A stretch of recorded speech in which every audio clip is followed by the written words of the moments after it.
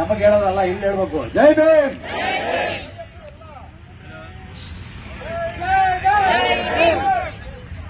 ಏನು ಭಾರತ ದೇಶದಲ್ಲಿ ಉದ್ದದಾಗಿ ಭಾಷಣ ಮಾಡೋದಲ್ಲ, ಮೂಲ ನಿವಾಸಿಗಳು ಬಾಬಾ ಸಾಹೇಬ್ ಅಂಬೇಡ್ಕರ್ ಅವರ ಪುಸ್ತಕಗಳಲ್ಲಿ ನಾವು ನೋಡಿದಾಗ ನಮಗೆ ಗೊತ್ತಾಗ್ತದೆ ಯಾರು ಮೂಲ ನಿವಾಸಿಗಳು ಅಂತ.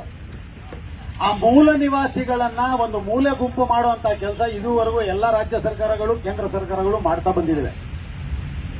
ನಾವೀಗಾಗಲೇ ಹಲವಾರು ವರ್ಷಗಳಿಂದ ನಾವಲ್ಲಿ ವಾಸವಾಗಿದ್ದೇವೆ. ನೀವು ಅಧಿಕೃತವಾಗಿ ನೀವು ಇಲ್ಲಿದ್ದೀರಿ ಅಂತಕ್ಕಂಥ ಒಂದು ಪತ್ರ ಕೊಡ್ಲಿಕ್ಕೆ ಇಷ್ಟು ದಿನ ಆಗುತ್ತೆ ಅಂದ್ರೆ ಇದು ನಾಚಿಕೆಗೇಡಿನ ಸಂಗತಿ. ಚುನಾವಣೆ ಬಂದಾಗ ಸಂದರ್ಭದಲ್ಲಿ ರಾಜಕಾರಣಿಗಳು ಬಂದು ನಮ್ಮ ಬೀದಿ ಕೇರಿಗಳ ಹತ್ರ ನಿಂತ್ಕೊಂಡು ನೀವು ನಮಗೆ ಮತ ಹಾಕಿದ್ರೆ ನಾವು ನಿಮ್ಮ ಮಕ್ಕಳ ಭವಿಷ್ಯ ಉತ್ತಮವಾಗಿ ಒಳ್ಳೆಯದಾಗಿ ಮಾಡ್ತೀವಿ ಅಂತ ಹೇಳಿರುವಂತಹ ರಾಜಕಾರಣಿಗಳು ಇವತ್ತು ನಾವು ಅವ್ರ ಹತ್ರ ಅಪಾಯಿಂಟ್ಮೆಂಟ್ ತಗೋಬೇಕು, ಅವ್ರ ಹತ್ರ ಮಾತಾಡ್ಬೇಕಾದ್ರೆ. ನಾವಿವತ್ತು ಇಷ್ಟು ಜನ ಈ ಸುಡೋ ಬಿಸಿಲಲ್ಲಿ ಇಲ್ಲಿ ಬಂದು ನಮಗಿರ್ಲಿಕ್ಕೆ ಒಂದು ಮನೆ ಬೇಕು, ಆ ಮನೆ ಇರೋದ್ರಲ್ಲಿ ನೀವು 94C ಅಲ್ಲಿ ನಮಗೊಂದು ದಾಖಲೆ ಕೊಡಿ ಅಂತೇಳಿ ಕೇಳಬೇಕಾದ್ರೆ ನಾವು ಅದಕ್ಕೂ ಕೂಡ ಹೋರಾಟ ಮಾಡ್ಬೇಕಾ?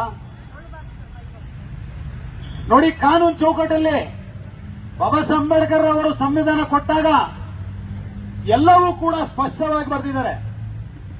ಅದರಲ್ಲಿ ಈ ದೇಶದ ವಾರಸುದಾರರು ಯಾರಪ್ಪ ಅಂದ್ರೆ ಯಾರು ಮತ ಹಾಕ್ತಾನೋ ಅವನೇ. ಕರೆಕ್ಟಾ? ನೀವು ಉತ್ತರ ಕೊಡ್ರಿ. ನೀವು ಅಲ್ಲೆಲ್ಲ ವಾಸವಾಗಿದ್ದೀರಿ, ಅಲ್ಲಿ ಸುಮಾರು ಜನರಿಗೆ ಎಲೆಕ್ಷನ್ ಐಡಿ ಕಾರ್ಡ್ ಇದೆ ತಾನೆ? ಇದೆಯಾ? ಇಲ್ದೇ ಇರೋರು ಹೇಳೋದ್ ಬೇಡ, ಇರೋರು ಸ್ವಲ್ಪ ಜೋರಾಗಿ ಹೇಳ್ರಿ. ಇನ್ನ ಏನ್ರಿ ಅಧಿಕೃತ ಬೇಕು ನಾವು ಅಲ್ಲಿ ಮತ ಹಾಕೋರು ಅಂತ? ಇನ್ನೇನ್ ಬೇಕು? ಕಾನೂನು ಚೌಕಟ್ಟಲ್ಲಿ ಯಾರು ಅಲ್ಲಿ ವೋಟ್ ಹಾಕುವಂತ ಜನ ಇದ್ದಾರೆ, ಸ್ಪಷ್ಟವಾಗಿ ಅವಳ ಅಲ್ಲಿರ್ತಕ್ಕಂಥ ಒಂದು ನಿವಾಸಿ ಅಂತೇಳಿ ಅದೇ ಅಧಿಕೃತ ಪತ್ರ. ಅದನ್ನ ಇಟ್ಕೊಂಡು ನೀವು ಕೊಡಬಹುದಾಗಿತ್ತಲ್ಲ. ಅದಕ್ಕೂ ಕೂಡ ಯೋಚನೆ ಮಾಡ್ತಾರಂದ್ರೆ ನಾನು ಎಲ್ಲೋ ಬೆಳಗ್ಗೆ ಯೋಚನೆ ಮಾಡಿದೆ. ರಾಜ್ಯಾದ್ಯಂತ ಶೋಷಿತರ ಪರವಾಗಿ, ದಲಿತರ ಪರವಾಗಿ ಎಲ್ಲೋ ಒಂದು ಕಡೆ ಸಚಿವರು ಮೊನ್ನೆ ಅಷ್ಟೇ ಚನ್ನಪಟ್ಟಣದಲ್ಲಿ ಭಾಷಣ ಮಾಡ್ತಾ ಮಾಡ್ತಾ ಒಂದು ಮಾತು ಹೇಳಿದ್ರು. ಯಾರು? ಜಮೀರ್ ಅಹಮದ್ ಖಾನ್ ಸಾಹೇಬ್ರು. ಏನ್ ಹೇಳಿದ್ರು ಅವರು? ಏ ಮುಲ್ಕ್ ಮೇ ಜೀನಾ ಆಯ್ತು, ಉರ್ದು ಅಲ್ಲಿ ಬೇಡ, ಕನ್ನಡದಲ್ಲಿ ಹೇಳ್ತೀನಿ. ಈ ದೇಶದಲ್ಲಿ ಬದುಕಬೇಕಾದ್ರೆ ಮೊದಲು ಎಲ್ಲೋ ಒಂದು ಕಡೆ ನಮಗೆ ಅಲ್ಲ ಇದ್ದಾನೆ, ನಂತರ ಬಾಬಾ ಸಾಹೇಬ್ ಅಂಬೇಡ್ಕರ್ ಅವರು ಸಂವಿಧಾನ ಕೊಟ್ಟಿದ್ದಾರೆ, ಆ ಮಹಾನ್ ಮಾನವತಾವಾದಿಗೆ ಜೈ ಭೀಮ್ ಹೇಳಬೇಕು ಅಂದ್ರು. ನಾನು ಇವತ್ತು ಯೋಚನೆ ಮಾಡ್ಕೊಂಡ್ ಬಂದೆ, ಎಲ್ಲೋ ಒಂದು ಕಡೆ ಸಚಿವರು ಬರ್ತಾರೆ, ಬಡವರ ಪರವಾಗಿ ನಿಂತ್ಕೊಂಡು ಮಾತಾಡ್ತಾರೆ, ಇವತ್ತೇ ಸಮಸ್ಯೆ ಬಗೆಹರಿಸ್ತಾರೆ ಅಂತೇಳಿ. ಎಲ್ಲೋ ಟೈಮ್ ಇಲ್ಲ ಅನ್ಸುತ್ತೆ ಅವ್ರಿಗೆ. ಏನ್ ತಿಳ್ಕೋಬೇಕು ನಾವು? ನೀವು ನಮ್ಮ ಪರವಾಗಿಲ್ಲ ಅಂತ ನೀವು ಬರೀ ಘೋಷಣೆ ಮಾಡೋದನ್ನ ಬಿಟ್ಟು ನಮ್ಮ ಪರವಾಗಿ ಕೆಲಸ ಮಾಡಲಿಲ್ಲ ಅಂದ್ರೆ ಮುಂದಿನ ಚುನಾವಣೆಯಲ್ಲಿ ನಿಮ್ಗೂ ಕೂಡ ತಕ್ಕ ಪಾಠ ಕಲಿಸುವಂತ ಕೆಲಸ ನಾವು ಮಾಡೇ ಮಾಡ್ತೀವಿ. ಇಲ್ಲಿ ಯಾರು ಸಾಮಾನ್ಯ ಜನ, ಅಕ್ಕಪಕ್ಕ ದೇಶದಿಂದ ಬಂದಿರುವಂತ ಜನ ಅಲ್ಲ. ಬಾಬಾ ಸಾಹೇಬ್ ಅಂಬೇಡ್ಕರ್ ಅವರು ಹೇಳ್ತಾರೆ, ಈ ದೇಶ ನನ್ನದೆಂದು ಹೇಗೆ ಹೇಳಿಕೊಳ್ಳಲಿ. ನೋಡಿ, ಆ ಕಾಲದಲ್ಲೇ ಬಾಬಾ ಸಾಹೇಬ್ ಹೇಳಿದ್ದಾರೆ, ಈ ದೇಶ ನನ್ನದೆಂದು ಹೇಗೆ ಹೇಳಿಕೊಳ್ಳಲಿ. ಈ ದೇಶ ಯಾವತ್ತೂ ಕೂಡ ನನ್ನ ಜನರಿಗೆ ಮನುಷ್ಯರಾಗಿ ನೋಡಲಿಲ್ಲ, ನಾಯಿ ಹಂದಿ ಆ ರೀತಿಯಲ್ಲಿ ನೋಡಿದ್ದಾರೆ ಅಂತಕ್ಕಂಥದ್ದು ಬಾಬಾ ಸಾಹೇಬ್ರು ಆ ಕಾಲದಲ್ಲಿ ಹೇಳಿದ್ರು. ನಾವೆಲ್ಲರೂ ಒಂದು ಕಡೆ ವಾಸವಾಗಿರ್ಬೇಕಾದ್ರೆ ಒಂದು ಕಡೆ ಗುಂಡಗಳ ದಾಳಿ, ಸ್ಥಳೀಯ ಪೊಲೀಸ್ ಠಾಣೆಗೆ ಹೋದ್ರೆ ಚಮಚಗಳ ಕಾಟ, ರಾಜಕಾರಣಿಗಳ ಹತ್ರ ಹೋದ್ರೆ ಅಪಾಯಿಂಟ್ಮೆಂಟ್ಗಳು ತಗೊಳ್ಬೇಕು, ಅದು SP ಹೋರಾಟಗಳು ಮಾಡಬೇಕು. ಸ್ಲಂ ಬೋರ್ಡ್ ತುಂಬಾ ಚಿಕ್ಕ ಜಾಗ ಅದು. ನಾವಂತೂ ಅಲ್ಲಿ ಹೋರಾಟ ಮಾಡ್ತಾ ಮಾಡ್ತಾ ಅರೆಸ್ಟ್ ಮಾಡಿ ತಗೊಂಡೋಗಿ ಬೇರೆ ಕಡೆ ಬಿಟ್ಟು ಅಥವಾ ಕೇಸ್ಗಳಾಕಿ ಎಷ್ಟಂತ ನಾವು ಕೂಡ ಕೇಳಬೇಕು. ಕೆಲವೊಂದು ಜಾಗದಲ್ಲಿ ಕಾನೂನಿನ ಚೌಕಟ್ಟಲ್ಲಿ ಅವಕಾಶ ಇದ್ರೂ ಕೂಡ ನೀವು ನಮಗೆ ಅಲ್ಲಿ ವಾಸ ಮಾಡಲಿಕ್ಕೆ ಇಂತಹ ಹಲವಾರು ಡಿಪಾರ್ಟ್ಮೆಂಟ್ಗಳಿದೆ.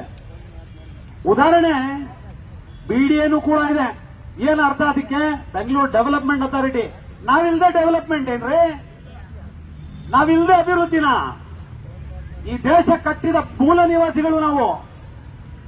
ನಮಗೆ ಏನು ನಾವಿವತ್ತು ಎಷ್ಟು ಹಕ್ಕೊತ್ತಾಯಗಳು ಕೊಟ್ಟಿದೀವೋ, ಸಾಹೇಬರು ಅಧಿಕಾರಿಗಳು ಏನಿದಾರೋ ನಮ್ಮ ಪರವಾಗಿದ್ದಾರೆ ಅಂತಕ್ಕಂಥದ್ದು ಇದುವರೆಗೂ ನಾವು ಕೇಳ್ಕೊಂಡ್ ಬಂದಿದ್ದೀವಿ. ಇವತ್ತು ಡೆಫಿನೆಟ್ಲಿ ಅವ್ರು ಏನಾದ್ರೂ ಒಂದು ತೀರ್ಮಾನಕ್ಕೆ ಬಂದೇ ಬರ್ತಾರೆ. ತೀರ್ಮಾನಕ್ಕೆ ಬರದೇ ಇದ್ರೆ ಹೋರಾಟದ ಹಾದಿ ಬಾಬಾ ಸಾಹೇಬರು ತೋರಿಸ್ಕೊಟ್ಟಿದ್ದಾರೆ. ಆ ದಾರಿಯನ್ನ ನಾವು ಹಿಡ್ಕೊಂಡು ಅನಿರ್ದಿಷ್ಟಾವಧಿ ಅಂತ ಇಲ್ಲೇ ಈಗಾಗಲೇ ಬರೆದಿದ್ದೇವೆ. ಸರ್ಕಾರದ ಸಾಕಷ್ಟು ಗುಪ್ತಚಾರ ಇಲಾಖೆ ಇದೆ, ಗುಪ್ತಚಾರ ಇಲಾಖೆ ಅಧಿಕಾರಿಗಳಿದ್ದಾರೆ, ಅವರು ಸರ್ಕಾರಕ್ಕೆ ರವಾನೆ ಮಾಡಿರ್ತಾರೆ ಒಂದು ಸಂದೇಶ. ನಾವು ಯಾವುದೇ ಕಾರಣಕ್ಕೂ ಇಲ್ಲಿಂದ ಒಂದ್ ಇಂಚು ಅಳ್ಳಾಡಲ್ಲ. ಕರೆಕ್ಟಾ? ನಾನು ಸುಮ್ಮನೆ ಭಾಷಣದಲ್ಲಿ ಹೇಳ್ತಾ ಇದ್ದೀನ ಅಥವಾ ನೀವೆಲ್ಲ ಇರ್ತೀರಾ? ಮತ್ತೆ ಜೋರಾಗಿ ಹೇಳ್ರಿ, ಗೊತ್ತಾಗ್ಬೇಕಲ್ಲ ಅವ್ರಿಗೆ. ನಾವೇನು ನಮ್ಮ ಮಕ್ಕಳ ಭವಿಷ್ಯಕ್ಕಾಗಿ ನಾವು ಈ ನಗರದಲ್ಲಿ ತುಂಬಾ ಶಾಂತಿ ರೀತಿಯಲ್ಲಿ ಜೀವನ ಮಾಡಿಕೊಂಡು ನಮ್ಮ ಮಕ್ಕಳಿಗೆ ಒಳ್ಳೆ ರೀತಿಯ ಶಿಕ್ಷಣಗಳು ಕೊಡುವಂತ ಕೆಲಸ ಮಾಡಿಕೊಂಡು ಎಲ್ಲೋ ಒಂದು ಕಡೆ ಕೂಲಿ ನಾಳಿ ಮಾಡ್ಕೊಂಡು ಜೀವನ ಮಾಡೋರು ನಮ್ಮ ತಂಟೆ ತಕರಾರಿಗೆ ಬಂದು ಯಾರಾದ್ರೂ ಗೂಂಡಾಗಳು ಏನಾದ್ರೂ ಮಾಡಿದ್ರೆ ಅಧಿಕಾರಿಗಳ ಗಮನಕ್ಕೆ ತಗೊಂಡ್ಬಂದಿದ್ದೀವಿ. ಆಕ್ಷನ್ ತಗೊಂಡಿಲ್ಲ ಅಂದ್ರೆ ನಾವು ಅರಬತ್ತೆಲ್ಲ ಧರಣಿಗೂ ಕೂಡ ಕೂತ್ಕೊಳ್ಳಿಕ್ಕೆ ತಯಾರಾಗಿದ್ದೀವಿ. ಇವತ್ತು ಇಷ್ಟಕ್ಕೆ ಮಾತ್ರ ಸೀಮಿತ ಅಲ್ಲ ಹೋರಾಟ, ಇನ್ನು ಜನ ಬರ್ತಾ ಇದ್ದಾರೆ. ಒಂದು ಪ್ರೊಸೀಜರ್ ಇದೆ, ಅದನ್ನ ಹೇಳ್ಬಿಡ್ತೀನಿ. ಏಕ್ದಮ್ ನಾವು 1000 ಜನ ಬಂದು ಇಲ್ಲಿ ಗುಂಪು ಕಟ್ಕೊಂಡ್ರೆ ಸರಿ ಹೋಗಲ್ಲ. ಒಂದು ಸ್ವಲ್ಪ ಬರ್ರಿ ಅಂತ ನಾವೇ ತಡೆದಿದ್ದೀವಿ. ಬರೀ ಒಂದು ಫೋನ್ ಮಾಡಿದ್ರೆ ಒಂದೊಂದು ಟೆಂಪೋ ಸಮೇತ ಜನ ಬರ್ತಾರೆ, ಇಲ್ಲಿ ತುಂಬಿಕೊಂತಾರೆ. ನಾವಿಲ್ಲೇ ಊಟ ತಿಂಡಿ ನಮ್ಮ ಹತ್ರ ಎಕ್ಸಾಂಪಲ್ ಇದೆ. ಯಾವುದು CAA NRC ಸಂದರ್ಭದಲ್ಲಿ ಇಲ್ಲಿ ಮಲಗಿದ್ವಿ ನಾವು. ಇಲ್ಲೇ ಅಡಿಗೆಗಳು ಮಾಡ್ಕೊಂಡು ನಮ್ಮ ಮುನುಮಾರಪ್ಪ ಇದ್ದಾರೆ, ನಮ್ಮ ಹೆಬ್ಬಾಳು ವೆಂಕಟೇಶ್ ಸಾಹೇಬ್ರು ಇದ್ದಾರೆ, ಹಾಡಾಡ್ತಾ ಇದ್ರು ತುಂಬಾ ಚೆನ್ನಾಗಿ. ರಾತ್ರಿ ಪೂರ್ತಿ ಹಾಡು ಕೇಳ್ಕೊಂಡು ನಾವು ಹೋರಾಟದಲ್ಲಿ ಇಲ್ಲೇ ಇದ್ವಿ. ಆ ಕೆಲಸ ಮತ್ತೆ ಮಾಡಬೇಕಾಗ್ತದೆ. ಸೊ ಹಾಗಾಗಿ ಜಾಸ್ತಿ ಭಾಷಣ ಮಾಡೋದಲ್ಲ, ನಾನು ಸಾಹೇಬ್ರ ಮಾತು ಕೇಳಬೇಕು. ಸಾಹೇಬ್ರು ಏನ್ ಹೇಳ್ತಾರೋ ಅದನ್ನ ದಯಮಾಡಿ ಎಲ್ಲರೂ ರೆಕಾರ್ಡ್ ಮಾಡ್ಕೊಳ್ರಿ. ಯಾಕಂದ್ರೆ ಅದೇ ನಮಗೆ ಅಧಿಕೃತ. ನಮ್ಮಪ್ಪ ಬಾಬಾ ಸಾಹೇಬ್ರು ನಮಗೆ ತೋರಿಸ್ಕೊಟ್ಟಿದ್ದಾರೆ. ನೀವೇನೇ ಕೆಲಸ ಮಾಡ್ರಿ, ಆ ಕೆಲಸಕ್ಕೆ ದಾಖಲೆ ಮಾಡಿ ಇಟ್ಕೊಳ್ರಿ ಅಂತೇಳಿ ಹೇಳಿದ್ರು. ದಾಖಲೆ ಮಾಡಿ ಇಟ್ಕೊಳ್ರಿ, ಯಾಕಂದ್ರೆ ನಮ್ಮ ಹತ್ರ ಮಾಧ್ಯಮ ಇಲ್ಲ. ನಮ್ಮ ಹತ್ರ ಮಾಧ್ಯಮ ಇದ್ರೆ ಈ ಪರಿಸ್ಥಿತಿ ನಮ್ದು ಇರ್ತಾ ಇರಲಿಲ್ಲ. ಪಾಪ ಮಾಧ್ಯಮದವರಿಗೆ ಬೆಳಗಿಂದ ಸಂಜೆವರೆಗೂ ಬೇರೆ ಬೇರೆ ಧರ್ಮಗಳ ಮಧ್ಯೆ ಇಟ್ಕೊಂಡು ಬೇಕಿಲ್ದೇ ಇರುವಂತ ಕೆಲಸ ಮಾಡ್ತಾ ಇದ್ದಾರೆ. ಮೂಲ ಸಮಸ್ಯೆಗಳೇನಿದೆ ಜನರ ಪರವಾಗಿ, ಅವರ ಪರವಾಗಿ ಕೆಲಸ ಮಾಡೋದನ್ನ ಬಿಟ್ಟು ಬೇಕಿಲ್ದೇ ಇರುವಂತ ಕೆಲಸ ಮಾಡೋರಿಗೆ ನಾವು ಚೀಮಾರಿ ಹಾಕಿ ಇವತ್ತಿನ ಹೋರಾಟಕ್ಕೆ ಇನ್ನೂ ತುಂಬಾ ದೊಡ್ಡ ಮಟ್ಟಕ್ಕೆ ಮಾಡುವಂತಹ ಕೆಲಸನೂ ಕೂಡ ನಾವು ಮಾಡ್ತೀವಿ. ದಯಮಾಡಿ ಎಲ್ಲರೂ ಕೂಡ ನಮ್ಮ ಸಾಹೇಬ್ರು ಹೇಳಾದ್ಮೇಲೆ ಅಧಿಕಾರಿಗಳು ಮಾತಾಡಿದ್ರೆ ಅವ್ರು ರೆಕಾರ್ಡ್ ಮಾಡ್ಕೊಳ್ರಿ. ಸಾಹೇಬ್ರು ಏನ್ ಹೇಳ್ತಾರೋ ನೋಡೋಣ. ಅದೇ ಮಾತು ಕೂಡ ನಾವು ಸಚಿವರು ಹೇಳ್ತಾರ ಕೇಳ್ಕೊಳ್ಳೋಣ. ಸಚಿವರ ಮಾತು ಬೇರೆ, ಅಧಿಕಾರಿಗಳ ಮಾತು ಬೇರೆ ಇದ್ರೆ ನಾವು ಅಲ್ಲೇ ಗೊತ್ತಾಗೋಗ್ಬಿಡುತ್ತೆ ನಮ್ ಕೆಲಸ ಆಗುತ್ತೋ ಇಲ್ಲ ಅಂತ. ಇದನ್ನ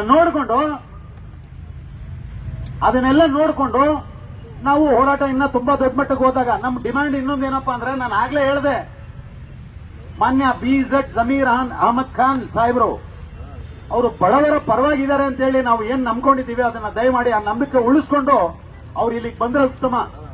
ಇಲ್ಲೂ ಕೂಡ ಒಬ್ಬ ಖಾನ್ ನಿಂತಿದ್ದಾನೆ, AJ ಖಾನ್. ನಾನು ನಿಮ್ಮ ಹತ್ರ ರಿಕ್ವೆಸ್ಟ್ ಮಾಡ್ತಾ ಇದ್ದೀನಿ, ಬಹುಶಃ ನಿಮ್ಮವ್ರು ಇಲ್ಲಿ ಯಾರಾದ್ರೂ ಇರಬಹುದು, ತಿಳಿಸಿ ಸಾಹೇಬರಿಗೆ ಬಡವರ ಪರವಾಗಿ ನಿಂತ್ಕೊಳ್ಳೋಕೆ ಹೇಳಿ. ನಾಳೆ ಅವ್ರ ಪರವಾಗಿ ಈ ಬಡವರು ನಿಂತ್ಕೊಳ್ತಾರೆ. ಇಲ್ಲ ಅಂದ್ರೆ ಮುಂದಿನ ಚುನಾವಣೆಯಲ್ಲಿ ಡೆಫಿನೆಟ್ಲಿ ನಾವು ಪಾಠ ಅಂತೂ ಕಲಿಸ್ತೀವಿ. ನನಗೆ ಮಾತಾಡ್ಲಿಕ್ಕೆ ಅವಕಾಶ ಮಾಡಿಕೊಟ್ರೆ ಇನ್ನೂ ತುಂಬಾ ದೊಡ್ಡ ಮಟ್ಟದಲ್ಲಿ ಭಾಷಣ ಮಾಡಬಹುದು. ಭಾಷಣ ಮಾಡ್ಲಿಕ್ಕೆ ಬಂದಿಲ್ಲ, ನಾವು ನಮ್ಮ ಹಕ್ಕುಗಳನ್ನ ಕೇಳಕ್ ಬಂದಿದ್ದೀವಿ.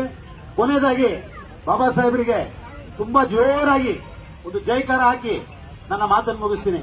ಹೇಳಿ, ಜೈ ಜೈ ಜೈ ಜೈ ಜೈ ಭೀಮ್, ಜೈ ಸಂವಿಧಾನ ಜೈ ಭೀಮ್, ಜೈ ಶಾಹು ಮಹಾರಾಜ್ ಜೈ ಭೀಮ್, ಜೈ ಭೀಮ್.